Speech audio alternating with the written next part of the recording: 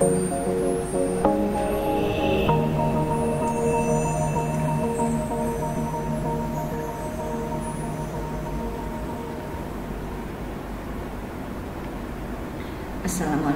warahmatullahi wabarakatuh. Masih bersama saya Yui Andrika MKom untuk mata kuliah metodologi pengembangan sistem informasi. Sekarang kita masuk ke minggu yang kedua atau pertemuan yang kedua. Di pertemuan yang kedua, mungkin saya masih sedikit membahas mengenai alasan diperlukannya pengembangan sebuah sistem. Alasan diperlukannya pengembangan sebuah sistem yang berikutnya ada yang namanya untuk meraih kesempatan-kesempatan. Jadi sekarang yang namanya penjual untuk menempatkan barang-barang dagangannya, mereka tidak lagi membutuhkan yang namanya toko, tetapi mereka bisa menempatkan barang-barang yang akan mereka jual itu di marketplace atau media sosial yang ada. Jadi kalau sekarang kita melihat banyak yang jualan melewati Tokopedia, Lazada, Bukalapak, Shopee, dan lain sebagainya. Bahkan ada yang memanfaatkan media sosial seperti Instagram, Facebook, dan WhatsApp. Artinya apa? Penjual-penjual tidak hanya menunggu di tempat untuk bisa melakukan transaksi jual beli, tetapi mereka melakukan penempatan barang-barang tersebut di marketplace yang tersedia itu untuk meraih kesempatan-kesempatan agar mereka juga bisa menjual barang dagangan mereka secara langsung ke penjual dimanapun penjual tersebut berada. Bahkan kadang-kadang kita bisa melihat di media sosial seperti Facebook banyak penjual yang melakukan siaran langsung. Nah, biasanya di siaran langsung tersebut mereka langsung menampilkan barang-barang dagangan mereka, kemudian nanti akan ada yang komen di message-nya atau komentar langsung pada saat mereka melakukan siaran langsung. Di situ langsung diumumkan siapa yang memperoleh barang dagangannya. Jadi dari situ yang namanya penjual berharap mereka bisa memperoleh keuntungan atau laba lebih dengan menggunakan marketplace atau media sosial tersebut. Dengan adanya sistem yang baru, apa yang diharapkan? Yang pertama itu peningkatan dalam hal kinerja atau performance. Yang namanya kinerja itu bisa diukur dari dua hal. Yang pertama itu adalah throughput dan yang kedua itu adalah response time. Throughput ini artinya berapa banyak transaksi yang bisa dihasilkan dalam satu waktu. Jadi dari sistem yang lama misalnya hanya menghasilkan satu pekerjaan dalam satu waktu, dengan sistem yang baru diharapkan bisa menghasilkan dua atau lebih pekerjaan dalam satu waktu. Contoh kecilnya misalnya dulu sebelum kita beralih ke Oracle masih menggunakan yang namanya Clipper.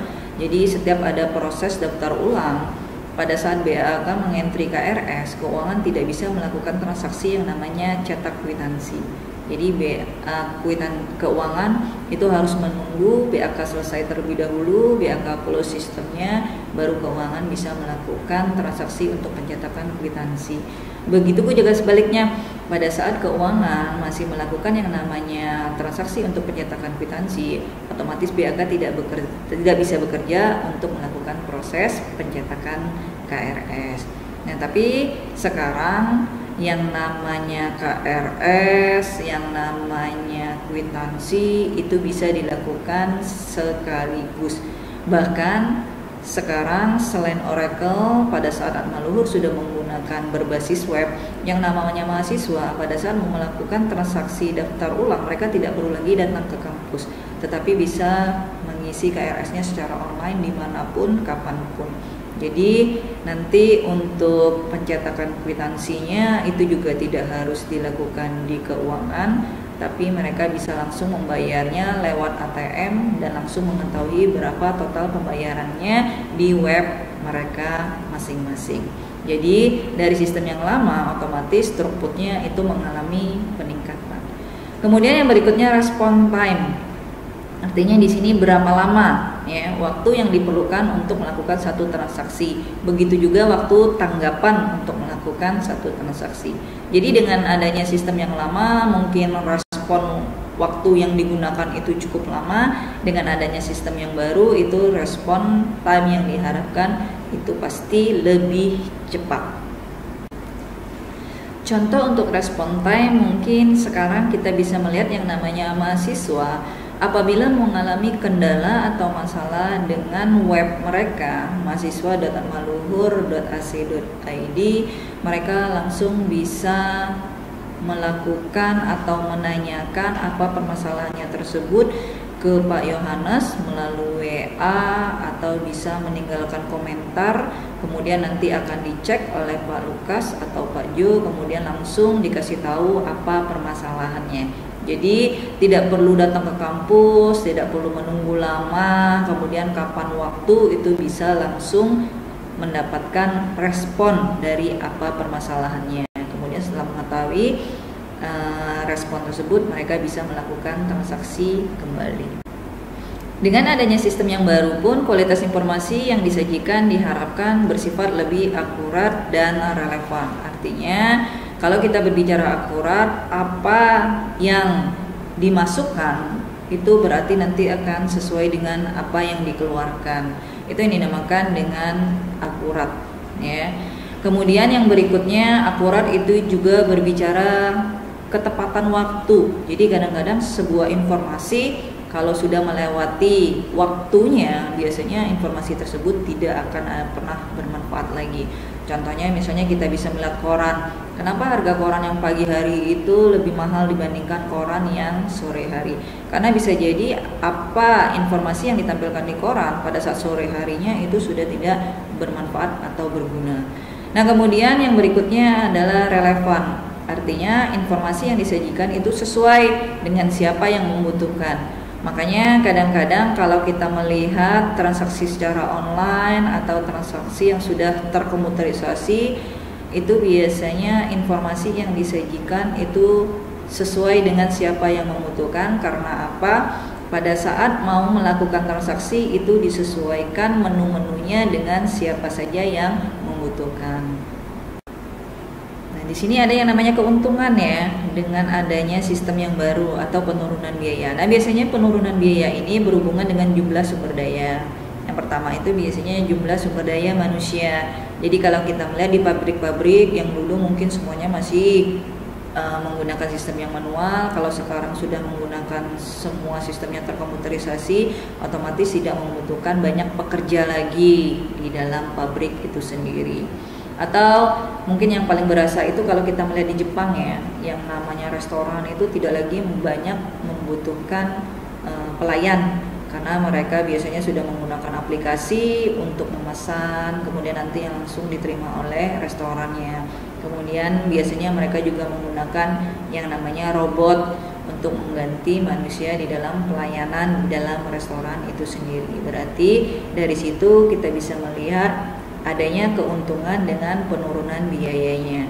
Nah, kemudian yang berikutnya selain sumber daya manusia ada lagi yang namanya pemakaian kertas atau sumber daya yang lainnya. Jadi biasanya dulu masih menggunakan pencatatan, berarti membutuhkan kertas, membutuhkan form-form, kemudian membutuhkan yang namanya alat tulis atau pena. Dengan adanya sistem informasi yang semuanya sudah terkomputerisasi, semua transaksi otomatis langsung diinput ke dalam komputernya. Berarti tidak lagi membutuhkan yang namanya form atau kertas, bahkan alat tulis. Apalagi kalau kita melihat sistem yang sudah berbasis web, semuanya langsung diinput ke dalam sistemnya, bahkan langsung keluar hasilnya. Berarti di situ juga perusahaan memperoleh keuntungan dengan penurunan biaya untuk kertas atau yang biasanya dinamakan dengan paper. Berikutnya, dengan adanya sistem yang baru diharapkan kontrolnya pasti menjadi lebih baik. Jadi dengan adanya sistem informasi atau sistem yang sudah terkomputerisasi, biasanya setiap orang yang mau masuk ke dalam sistem itu biasanya membutuhkan user. Jadi kalau tidak memiliki user, biasanya mereka tidak akan bisa melakukan transaksi. Bahkan kalau kita sudah punya user, kemudian kita salah memasukkan atau menginput data, itu nanti akan ketahuan. Misalnya di staf BAK itu ada 4 orang. Jadi misalnya yang pada saat melakukan transaksi misalnya si A, nah kemudian ternyata si A terjadi kesalahan penginputan data. Nah pada saat dicek di dalam laporannya ternyata ada data yang salah. Nah si A ini tidak bisa berkelit karena nanti dari situ akan ketahuan siapa user yang menginput. Jadi otomatis di sini pengendalian atau kontrolnya pasti akan terkendali. Nah kemudian yang berikutnya, biasanya kadang-kadang di dalam sistem informasi atau sistem yang sudah terkomputerisasi, kontrol atau pengendalian juga bisa dilakukan dengan pembatasan menu-menu yang bisa dilakukan oleh usernya.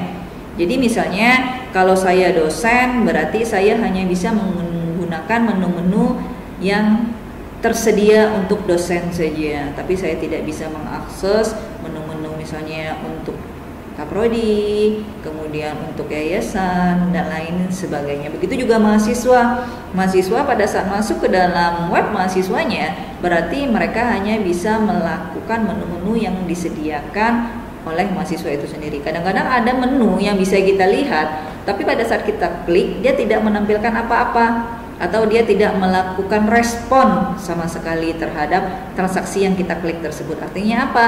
Menu tersebut tidak disediakan untuk usernya. Itu contoh dari kontrol atau pengendalian di dalam sistem yang. Nah kemudian dengan adanya sistem yang baru, itu yang diharapkan ada yang namanya efisiensi. Efisiensi ini mungkin terkait dengan yang namanya keuntungan atau penurunan biaya tadi. Itu tidak jauh berbeda. Jadi dengan adanya sistem yang baru, efisiensi itu pasti akan terjadi. Nah kemudian yang berikutnya pelayanan. Misalnya kita melihat yang namanya pelayanan itu terutama perbankan ya. Kenapa kadang-kadang banyak orang yang lebih memilih BCA dibandingkan BRI, banyak yang lebih memilih BCA dibandingkan Mandiri, atau banyak yang lebih memilih Mandiri dibanding BRI, kemudian banyak yang memilih BRI dibanding Mandiri. Otomatis yang dilihat apa? Pelayanan. Karena kalau kita bisa melihat yang namanya BCA itu biasanya pelayanannya paling cepat ya kalau dari segi yang namanya sistem informasi, dan biasanya mereka selalu lebih dahulu untuk up to date di dalam pelayanannya. Misalnya kemarin yang paling baru itu kita lihat untuk pembukaan tabungan ya, tabungan yang baru.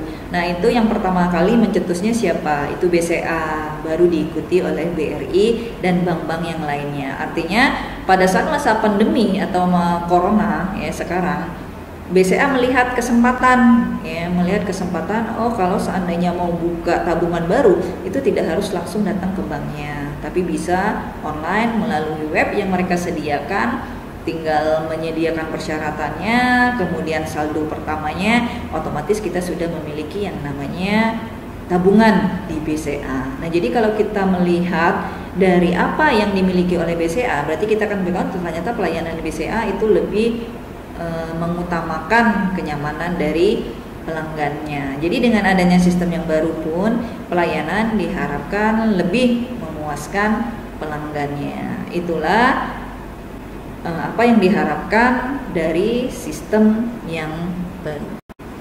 Baiklah, untuk pertemuan yang kedua saya rasa cukup untuk materinya sampai dengan apa yang diharapkan dengan adanya sistem yang baru. Nanti kalau ada yang mau ditanyakan silakan berkomentar di YouTube-nya, berkomentar di Google Classroom-nya, atau bisa via chat langsung ke WA grupnya. Untuk pertemuan kedua saya tutup dulu sampai di sini pertemuan kita. Kita ketemu lagi minggu depan. Wassalamualaikum warahmatullahi wabarakatuh. Salam budi luhur, salam sehat semuanya. Dadah.